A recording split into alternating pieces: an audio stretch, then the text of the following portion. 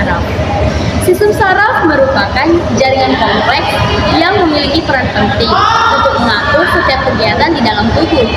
Sistem saraf yang kompleks dapat dibagi menjadi dua kelompok besar, yaitu yang pertama ada sistem saraf pusat dan yang kedua ada sistem saraf tepi. Nah, kali ini kita akan membahas sistem saraf pusat.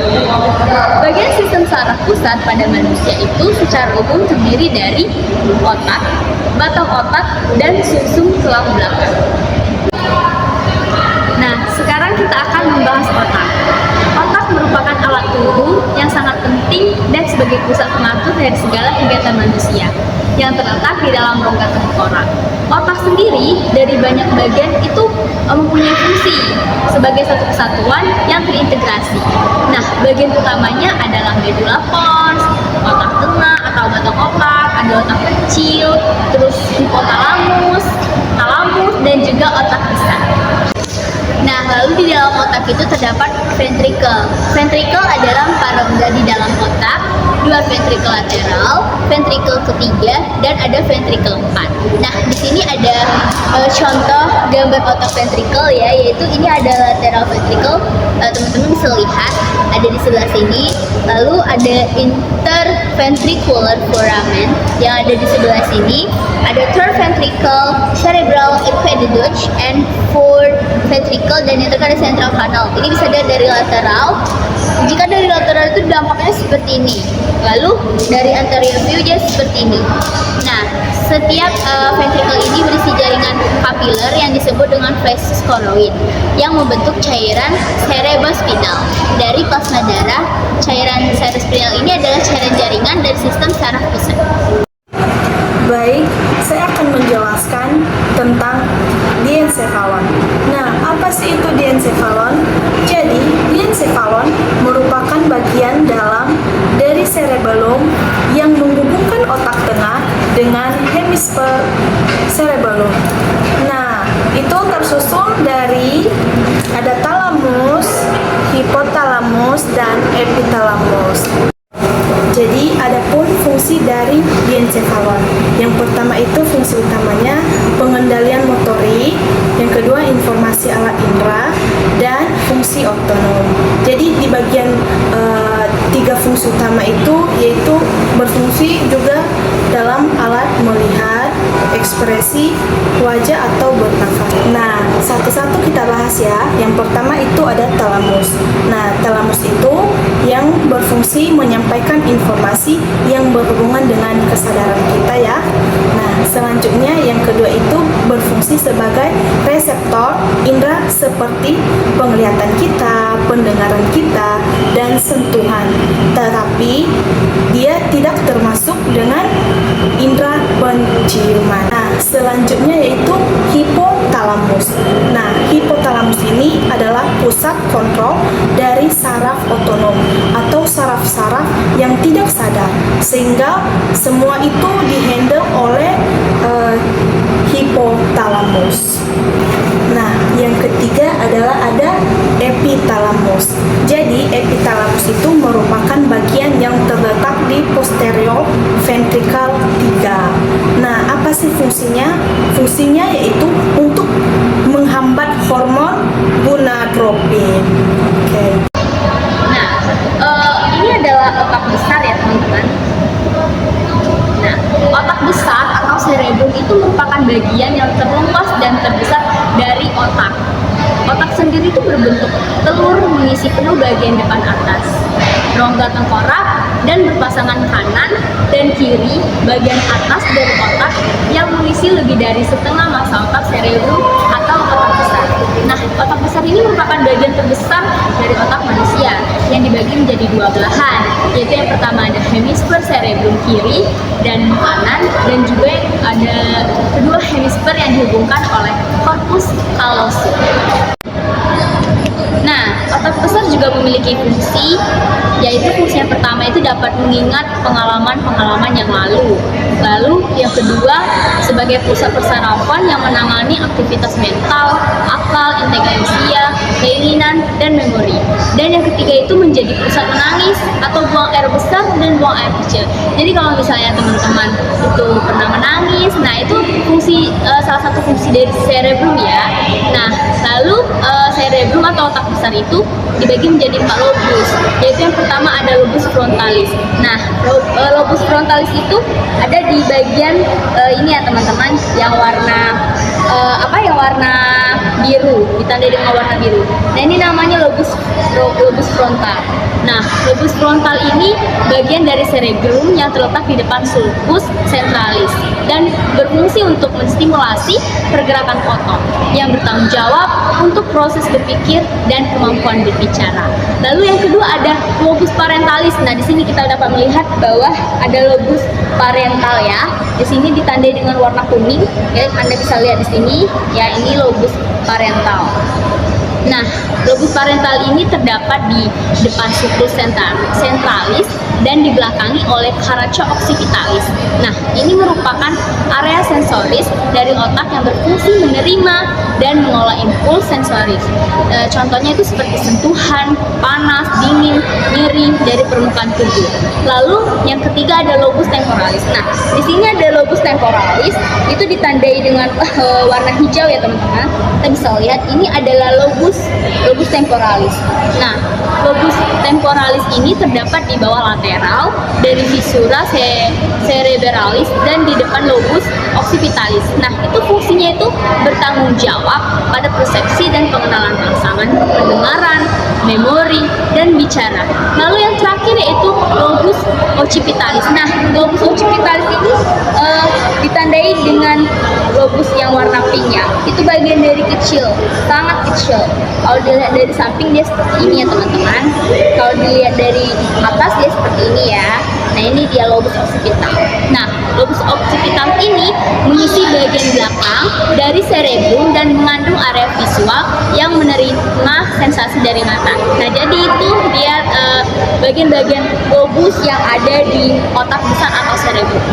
Otak kecil atau cerebellum adalah komponen vital pada otak manusia karena berperan dalam pengaturan gerakan motorik dan kontrol keseimbangan.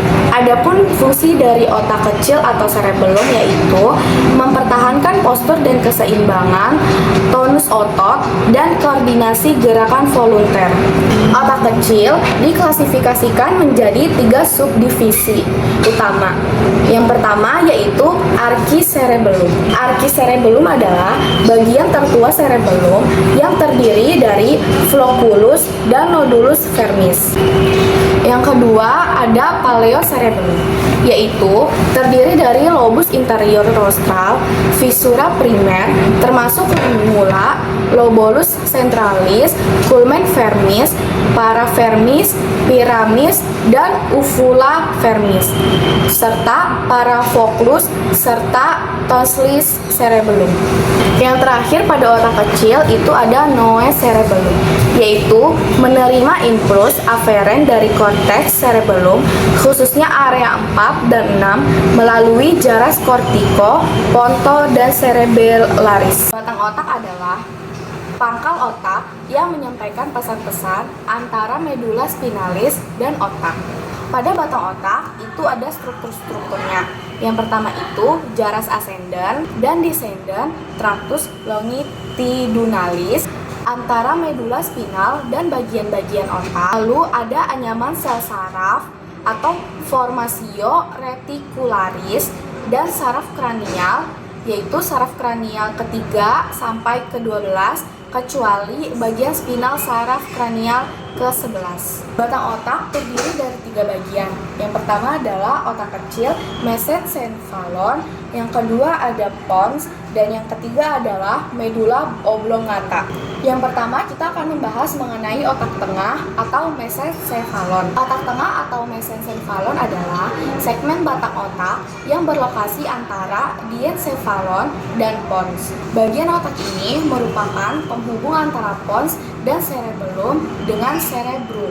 Fungsi dari otak tengah yaitu sebagai pusat pengatur penting dalam tubuh, termasuk gerakan mata, pemrosesan penglihatan dan pendengaran, kesadaran, kewaspadaan, dan koordinasi motorik seperti gerakan tubuh, serta penyampaian rangsangan sensori seperti nyeri dan panas. Yang kedua, kita akan membahas soal pons. Pons adalah jembatan penghubung antara otak tengah dengan medula oblongata. Jadi, ada beberapa fungsi pada pons. Yang pertama itu mengatur siklus tidur bangun, mengontrol pernapasan melalui pusat pernapasan, menyampaikan informasi sensori dan motorik antara otak besar, otak kecil, dan sumsum tulang belakang, serta mengatur fungsi saraf kranial seperti gerakan wajah dan mata, pendengaran, keseimbangan, dan rasa. Lalu yang terakhir pada batang otak, yaitu ada medula oblongata. Medula oblongata adalah struktur batang otak yang paling bawah dan jelas terlihat dari aspek ventral. Ia akan melanjutkan diri ke kaudal sebagai medula spinalis. Lalu fungsi pada medula oblongata atau sumsum lanjutan yaitu mengatur fungsi vital tubuh secara otomatis seperti detak jantung, tekanan darah, dan pernapasan, serta mengendalikan refleks penting seperti menelan, batuk, dan bersin. Apa sih itu medula spinal? Jadi medula spinal itu sumsum tulang belakang ya. Di medula spinal itu juga disebut dengan medula oblongata yang berhubungan dengan otak kita. Jadi berfungsi memberi kita nyawa, memberi kita hidup. Jadi detak jantung kita, sistem pencernaan kita itu juga diatur oleh fungsi medula oblongata. Lalu fungsi tambahan oblongata yaitu yang berhubungan dengan refleks kita atau gerakan refleks kita.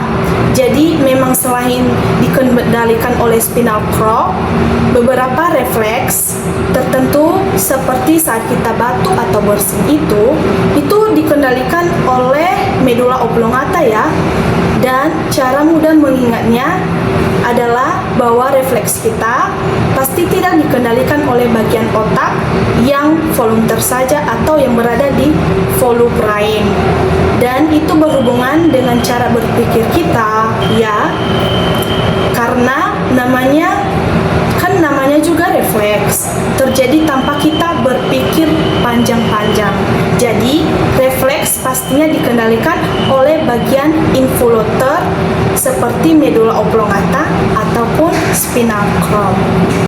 Lapisan pelindung dari sumsum tulang belakang ada 3 lapisan yang berfungsi untuk melindungi sumsum tulang belakang dari kerusakan dan cedera.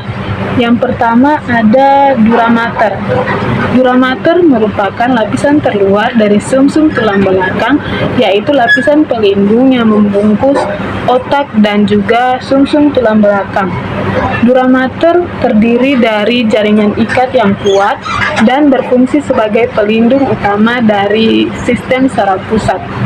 Dura mater sendiri memiliki beberapa fungsi, yaitu yang pertama, melindungi otak dan juga sumsum tulang belakang dari kerusakan fisik dan juga cedera.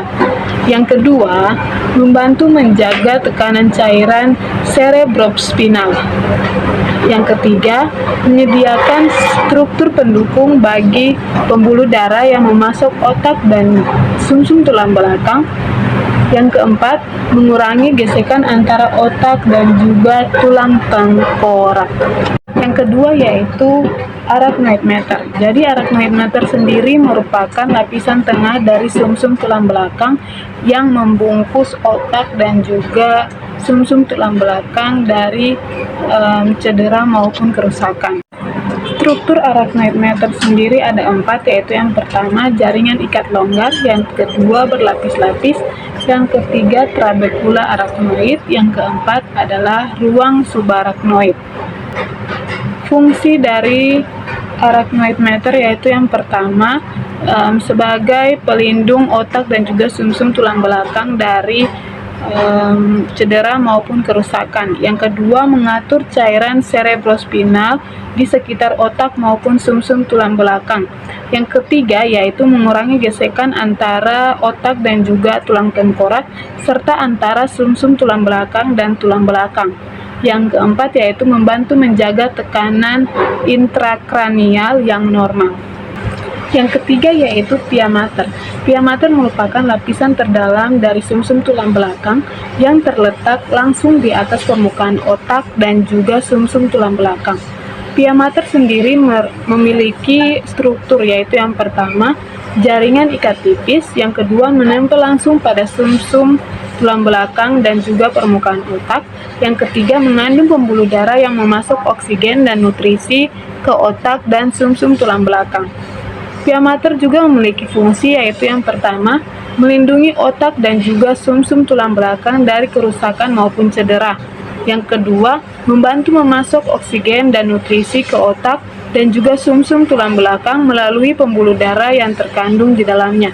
Yang ketiga yaitu membantu menjaga fungsi normal sistem saraf pusat dengan menyediakan lingkungan yang stabil dan sehat bagi otak dan juga sumsum tulang belakang. Selanjutnya adalah letak dan wilayah sumsum tulang belakang. Jadi sumsum tulang belakang terletak di dalam saluran tulang belakang yang merupakan bagian dari tulang belakang. Sumsum tulang belakang terbentang dari basis kranium hingga tingkat vertebra lumbasis pertama maupun kedua. Struktur dari sumsum tulang belakang yaitu yang pertama gray matter. Gray matter merupakan bagian tengah dari sumsum tulang belakang yang terdiri dari neuron dan sel-sel saraf. Yang kedua yaitu white matter. White matter merupakan bagian luar sumsum tulang belakang yang terdiri dari serat-serat saraf yang terbungkus dari mielin. Yang ketiga yaitu saraf spinal. Sumsum tulang belakang memiliki saraf spinal yang keluar dari saluran tulang belakang dan menuju ke bagian tubuh lainnya. Selanjutnya yaitu fungsi. Yang pertama, mengirim sinyal saraf.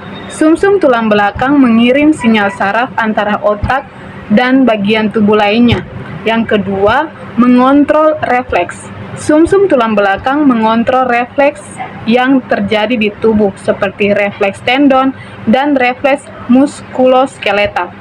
Yang ketiga, mengatur fungsi tubuh. Sumsum tulang belakang mengatur dan membantu fungsi tubuh seperti fungsi motorik, sensorik, dan otonomi. Terdapat dua materi dalam sumsum tulang belakang, yaitu materi abu dan materi putih. Seperti ini. Definisi dari materi putih yaitu bagian belakang yang mengelilingi materi abu-abu dan membawa informasi. Lalu, untuk definisi atau pengertian materi abu, yaitu yang mengacu pada badan sel, saraf, dan gel glial. Lalu di dalam materi putih dan di dalam materi abu-abu terdapat beberapa struktur. Di dalam materi putih terdapat 3 struktur, yaitu funiculus basal, berisi jalur saraf naik yang membawa informasi sensorik. Lalu yang kedua ada funiculus ventral, mengandung jalur saraf naik dan turun untuk sinyal motorik dan sensorik. Lalu yang terakhir funiculus lateral. Di dalam funiculus lateral berisi fungsinya untuk koordinasi gerakan dan respon terhadap rasa sakit serta suhu. Lalu di dalam materi abu-abu terdapat 3 struktur juga, yaitu kolom dorsal, yaitu menerima informasi sensorik dari tubuh. Lalu ada kolom ventral, mengandung neuron motorik yang mengirim sinyal ke otot. Lalu yang terakhir adalah kolom lateral, terletak di bagian toraks dan lumbar yang mengandung neuron otonom. Jadi ringkasannya, fungsi dari materi putih yaitu sebagai jalan raya untuk transmisi sinyal saraf antara otot dan bagian tubuh lainnya. Lalu fungsi dari materi abu-abu yaitu bertindak sebagai pusat pemrosesan sinyal.